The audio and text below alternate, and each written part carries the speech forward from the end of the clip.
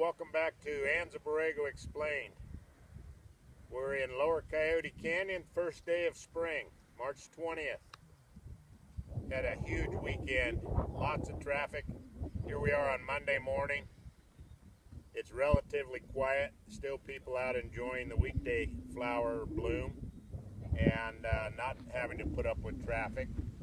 We want to give you an update on the wildflower situation and what's coming up this week and into probably the next 2 weeks.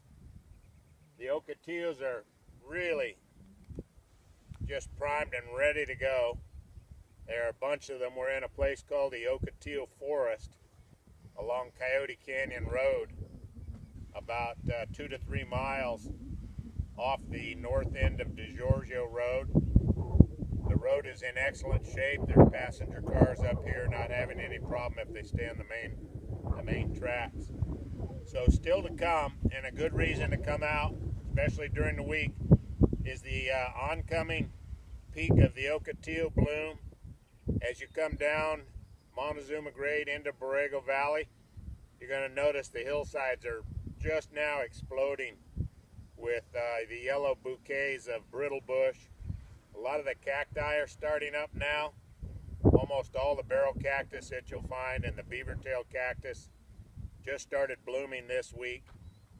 So although some of the annuals, which are very fragile and they're subject to getting dried out by 95, 97 degree temperatures, a lot of them are fading. And we'll show you that the caterpillars are really taking over some of the areas of the primrose fields, and they'll start hitting the verbenas and all that as well. But still to come over the next few weeks, the shrubs, the cacti, the beautiful red blossoms of the Ocotillo. Here's a very statuesque Ocotillo. It's probably over a century old. We think they live to be 200 to 300 years old.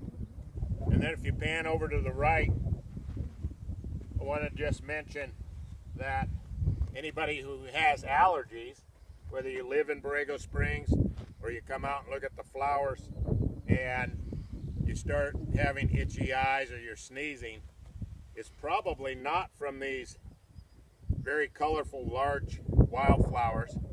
Their pollen grains are very large and sticky. They don't fly around much. They depend on insects to pollinate them. But we have one of the most common shrubs in our desert is called the burro weed. And it does not depend on insects for pollination. It depends on wind. This one is in prime right now. It's in full bloom. And if you zoom in a little bit, when I flick it with my finger, you might even see a puff of pollen come off of it. All of that you see coming off is pollen. And this is the plant that I've developed allergies to myself just being out here, and I noticed that the first day that I see these blooming is when my eyes start itching, and then I kind of get that uncontrolled allergic reaction and have to start taking antihistamines of some kind.